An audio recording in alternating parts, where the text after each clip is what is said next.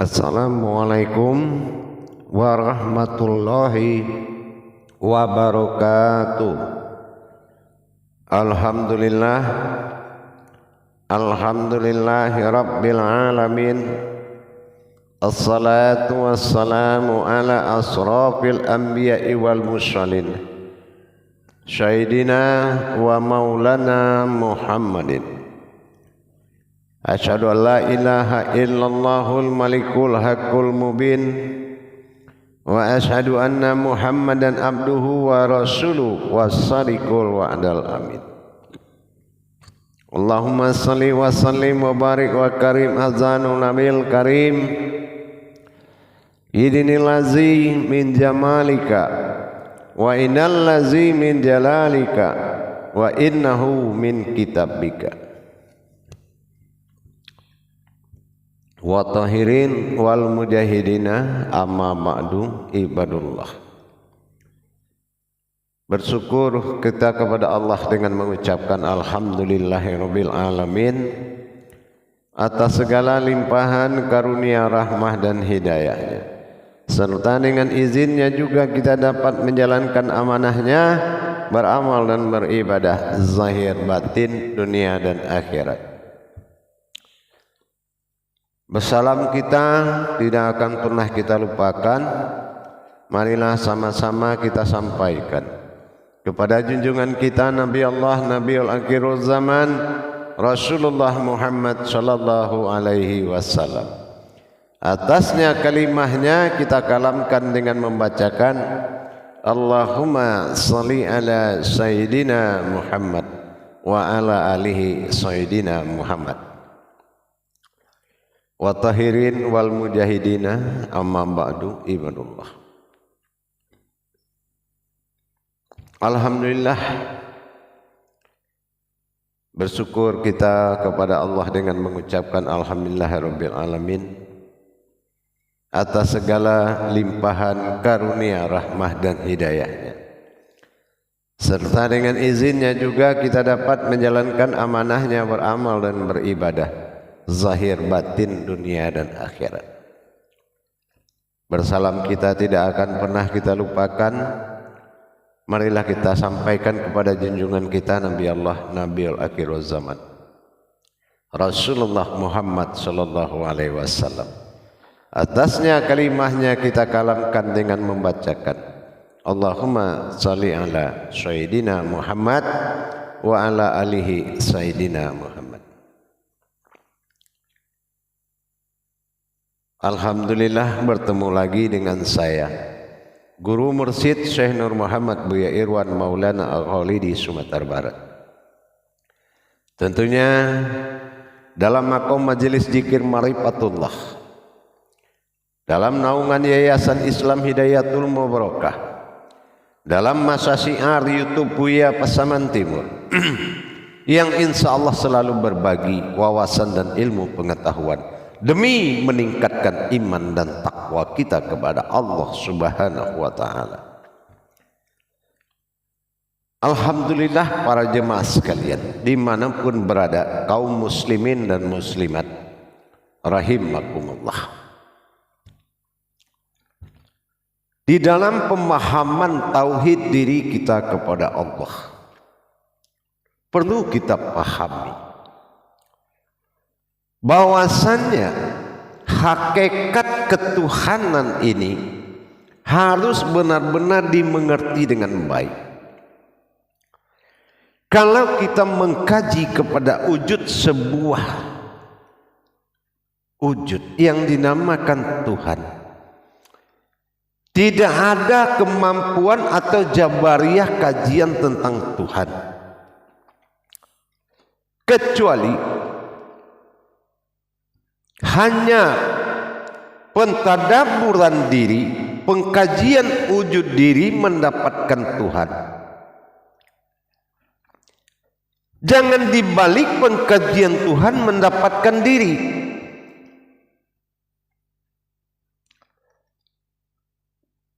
Karena diri adalah sebuah maujud yang akan dikaji setelah bagaimana mendapatkan sebuah wujud.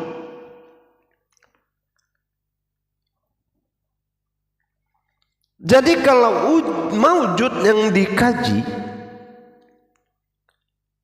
terhadap tujuan sebuah wujud, perputaran dari hakikat ketuhanan tadi, ini yang dikatakan naf. Naf adalah sebuah diri yang berwujud batin atau rahasia. Kalau kita tidak mengkaji lebih dalam siapa kita ini sebetulnya, yang dikatakan naf, ada nafsahu, ada nafsihi, ada yang dikatakan nafsihi, nafsahu, nafsah, nafas, tanafas.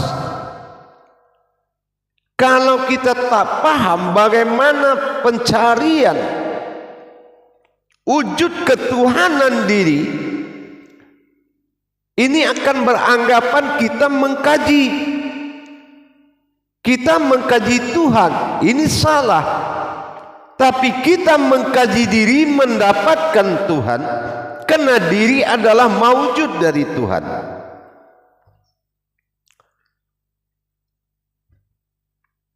Jangan ada rasa keterpisahan di dalam pencarian tadi. Cepat sambut dengan pandangan bahwasan yang dikaji ini maujudnya adalah kita sendiri. Ini yang dikatakan batin yang terlihat. Manusia itu adalah wujud batin Allah yang terlihat. Bukan seorang manusia mengkaji tentang Allah. Asma Allah itu hayat pada diri menerima sifat. Apa yang dikatakan sifat? Bersifatnya Allah pada sebuah maujud yang dikatakan diri.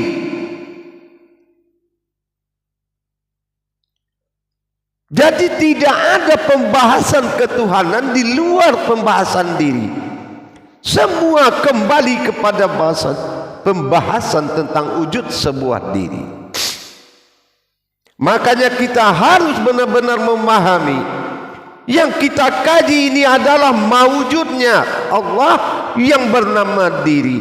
Cuma diri jangan dikasih nama dulu sebelum kita memasuki masa iman. Di dalam masa ilmu tidak ada penyebutan sebuah diri. Tidak ada penyebutan asma sebuah diri, tetapi adalah diri yang berdiri.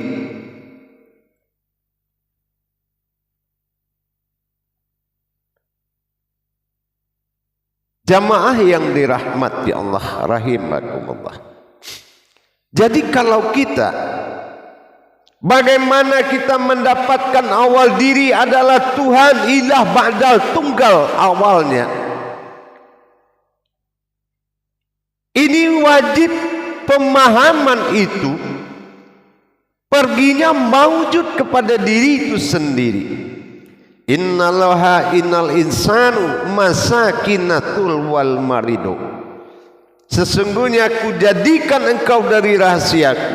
Tidak ada yang kecuali tahu hanya dirimu sendiri. Hanya diri kita sendiri yang tahu siapa kita. Ini akan bermuara kepada tingkat kerahasiaan.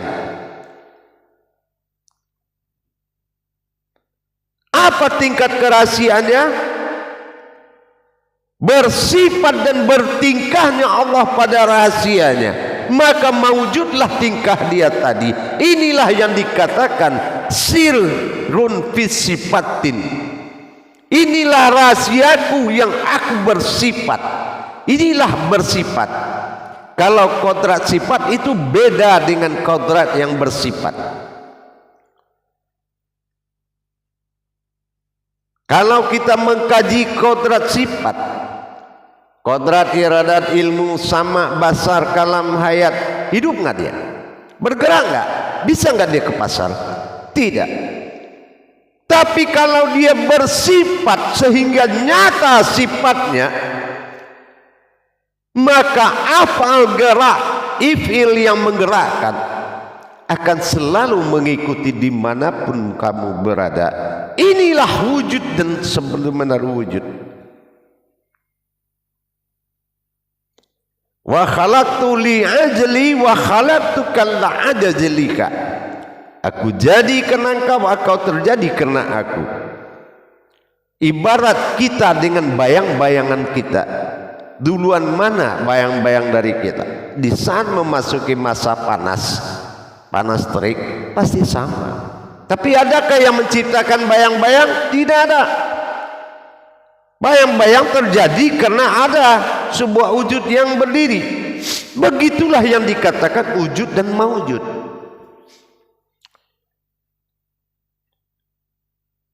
Dengan adanya pembedahan diri kita, lapisan-lapisan diri yang ada tersusun ke dalam diri, 7 lapisan diri, mulai dari jasad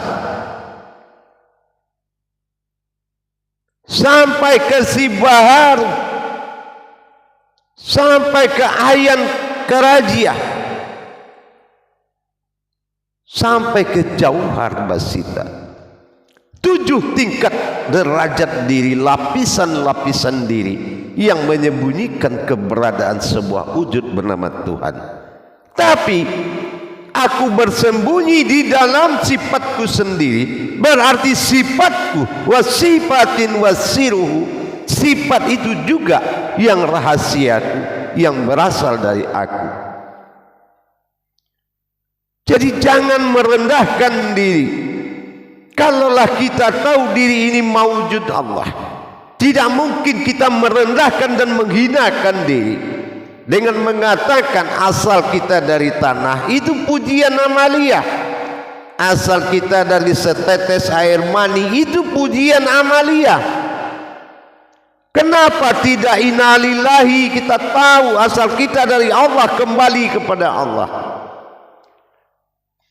Kenapa kita ke makom amaliyah dalam mengangkat derajat diri? Tidak akan bisa terangkat kecuali kita benar-benar mengikuti perjalanan tauhid diri kita, sehingga kita tahu. Contoh sekarang kita melihat telapak tangan ini. Apakah siapa yang melihat dan siapa yang terlihat ini? Ini siapa? Yang melihat siapa? Pernahkah kita berpikir tentang itu? Setelah dia beri nama semuanya, qadrat, iradat, ilmu, sama, basar, kalam, hayat.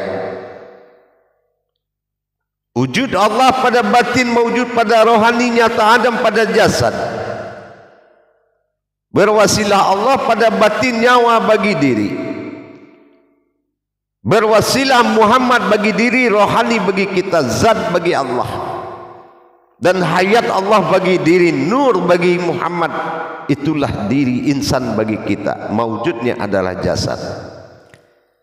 Apakah ada kodrat-kodrat kemakhlukan dan nama-nama di diri ini? Tidak ada. Berarti ini sifat dari dia, yang mana sifatnya lah yang mampu melihatnya sendiri, melihat wujudnya sendiri. Semua dihalalkan karena memang sudah sifatnya. Wa huwa ma'akum aina ma kuntum. Wa huwa,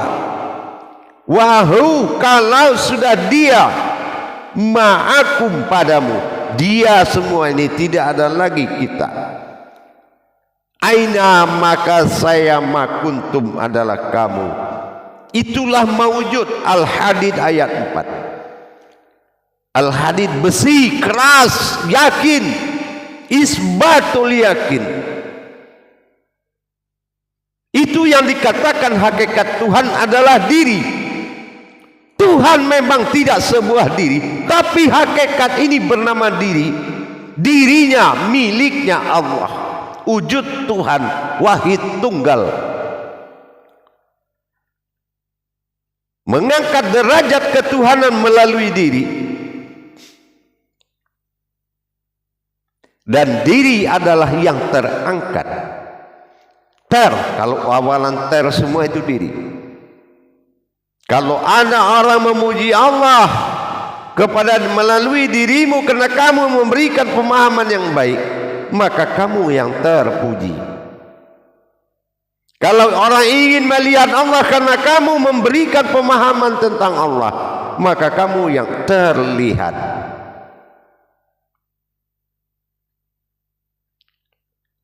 Apabila alam ingin menyembah Allah melalui dirimu, maka kamulah tersembah. Pernahkah kita seperti itu memiliki pemahaman tauhid? Tapi kalau kita selalu menjadi makhluk-makhluk yang berkapasitas sebagai umat,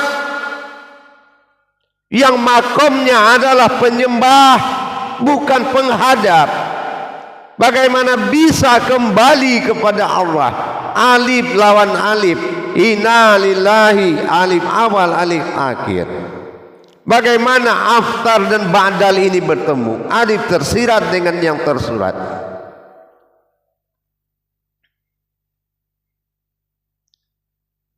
Inilah yang dikatakan hayat. Kehidupan Allah adalah hayatnya. Inilah jasad, akidah, akhlak, iman. Kehidupan yang hidup, ruh dari Allah yang ditiupkan kepada zat Muhammad, ruhani, ruhku, kehidupan nurani, nurku, dan yang menghidupkan adalah hayyun. Itulah qayyum yang menghidupkan batin.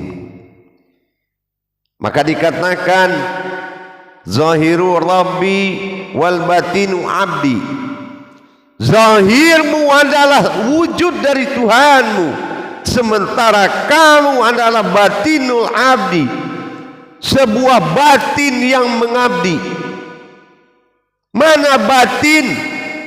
Bukan batin di dalam, tapi batin meliputi sekalian alam. Batasan diri yang rahasia meliputi sekalian alam, menuju wujud diri yang rahasia, yaitu batin yang terlihat. Mana batin yang melihat dan mana batin yang terlihat? Ini juga harus menjadi pokok pencarian kepada Tuhan. Kalau pokok pencarian kepada Tuhan tajalinya tidak melalui tajali sirullah, bukan Allah yang menuju, bukan Allah yang dituju berarti. Jadi jangan berprasangka dalam paham, tapi berprasangkalah dalam kedudukan. Sudahkah kedudukanmu? Muhammad datang, Allah menunggu. Sudahkah kedudukan Muhammad untuk menuju Allah? Ini perlu kembali kita pikirkan dan kita waspadai. Makanya Allah pesan kepada kita 3 perkara. Muqarabatu fi ruhi, waspadailah apa ruh hayatmu sebenarnya. Muqarabatun fi siri, waspadailah apa yang disebut rahasia pada dirimu. Mana diri yang rahasia itu? Yang ketiga, muqarabatun fi qalbi, mana kalbi itu yang tempat kamu berpijak. Mana hati halus tempat kamu berpijak.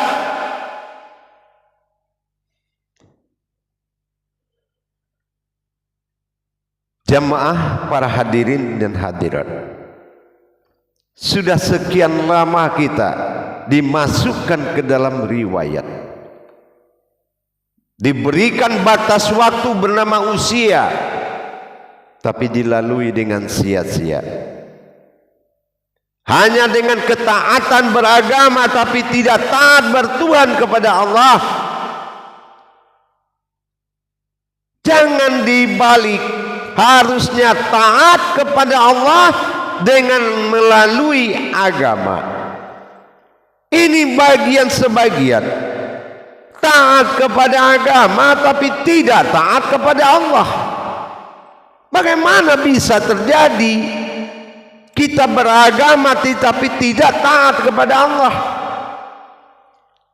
Berarti semua isi agama yang dilakukan tidak ada hakikatnya. Untuk itu kita tingkatkan bagaimana menuju hakikat ketuhanan melalui sebuah diri. Maksud dari hakikat ketuhanan dan diri sudah ada dalam tauhidin. Asyhadu an la ilaha illallah wa asyhadu anna Muhammad Rasulullah. Artinya disinilah bertauhidnya hakikat Allah dengan hakikat umat. Bagaimana menyatukan la ilaha illallah juga alif, Muhammad Rasulullah juga alif. Apakah Allah dengan Muhammad ini beda? Secara sirna, secara wujud. Kalau secara adab dibedakan, karena satu iman satu ilmu.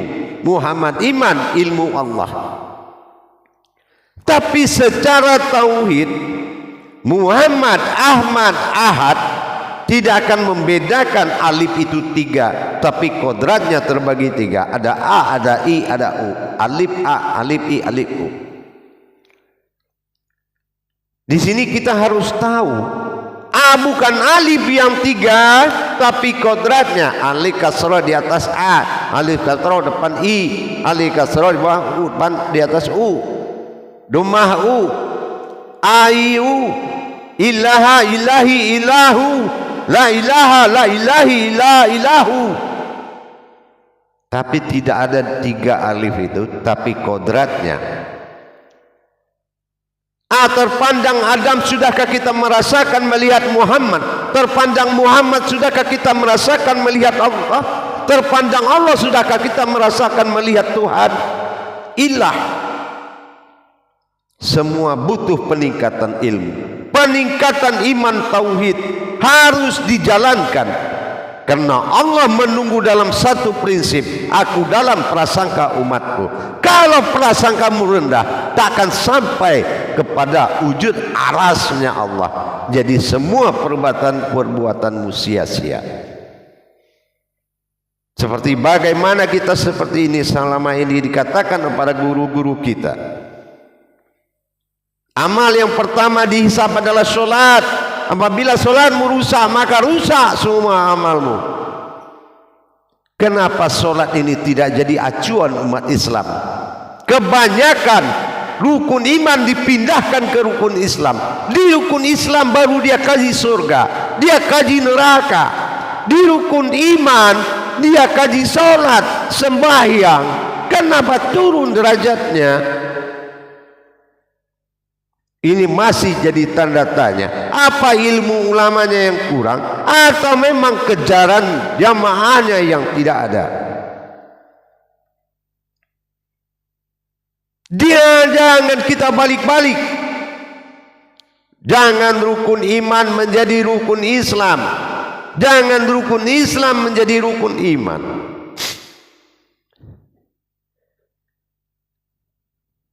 Semuanya kembali ke kita. 5 rukun Islam, 6 rukun iman, 5 kali 6 30 juz nih wujud diri yang akan menentukan semuanya. Tiang utama Islam itu adalah diri, juz, nas,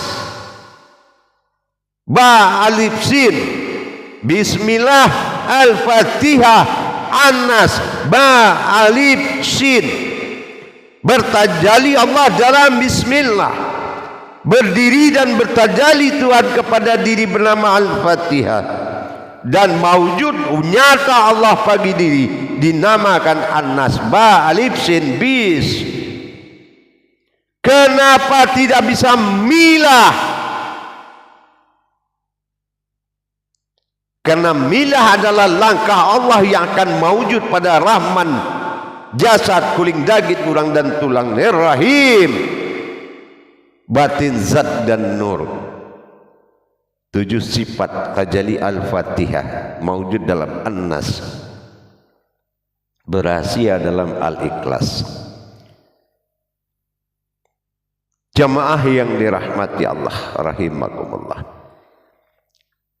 Janganlah kamu menjadi seorang yang pengkaji Tuhan. Tuhan tidak bisa dikaji. Tapi saksikanlah dikala kamu belajar, mendengar ceramah, saksikan dirimu sebagai batinnya Allah, menerima wahyu dari Allah. Itulah yang lebih tepat. Kalau kodrat manusia sudah dijelaskan, manusia adalah yang lemah, tidak mungkin bisa menerima pemahaman tentang kajian Tuhan. Tuhan gak bisa dikaji, tidak bisa dibahas, melainkan pembahasan kodrat bernama diri nafs. Mari kita cari, kita tingkatkan iman kita kepada Allah dengan mengkaji diri kita kembali. Rahasia besar itu ada pada diri kita sendiri. Kitalah rahasia besarnya Allah. Bukanlah kulit asalnya kulit, bukan daging bukannya daging, bukan tulang berasal dari tulang, bukan urat berasal dari urat. Kalau mengkaji Tuhan tentang Tuhan, mengkaji Tuhan bernama Allah, berwujud akan diri, tidak ada air, api, dan tanah, tidak ada kulit, daging, dan urat. Yang ada apa? Empat batin. Napas, napas, ampas, nupus. Baru hadir empat zat. Di wadi mani manikam. Baru hayat pada empat nur. Nur Nurullah, Nur Muhammad, Nur haknya Allah. Inilah yang dikatakan azali, yang menjadi alam azalinya Allah pada qalbi. Inilah menjadi hati halus. Qalbi mu'mini baitullah. Hati halus manusia yang berilmu itu milik rumahnya Allah. Rumahnya Allah. Qalbi mu'minin. Maka kerjalah, berusahalah kita mencapai seorang mukmin. Dari wajibul wujud, mewajibkan adanya Allah Qadim, waliul wujud, memperlihatkan wujudnya Allah, wahidatul wujud, yang terlihat hanya Allah. Inilah yang dikatakan tauhid. Tauhid semakin dikaji semakin mengerucut, bukan mekar. Dari satu asal dirimu, kembalilah kamu dalam hitungan satu, insya Allah. Alhamdulillah, dengan adanya pemahaman bahwasannya bukan kita yang mengaji, bukan apa-apa, cuma saksikanlah sesuatu diri yang sedang dikaji. Insya Allah, mudah-mudahan semakin kita memahami, semakin meningkat iman dan takwa kita kepada Allah. Semakin kita mengerti, semakin bijaksana kita kepada Allah. Dan semakin kita banyak tahu, semakin tinggi rahasia kita kepada Allah. Insya Allah, Allah adalah Tuhan. Insya Allah. Barakallahu ya Karim, ya Rahman, ya Rahim. Bagi jamaah para hadirin yang ingin mendapatkan tuntunan tentang bagaimana bertauhid kepada Allah melalui wujud sebuah diri, silakan menghubungi nomor telepon yang ada di layar deskripsi telepon, layar YouTube Buya Pasaman Timur. Insya Allah, mudah-mudahan kita sama-sama mencapai martabat ilahiyah pada diri kita, insyaallah. Akhirul kalam, wabillahi taufiq wal hidayah. Assalamualaikum warahmatullahi wabarakatuh.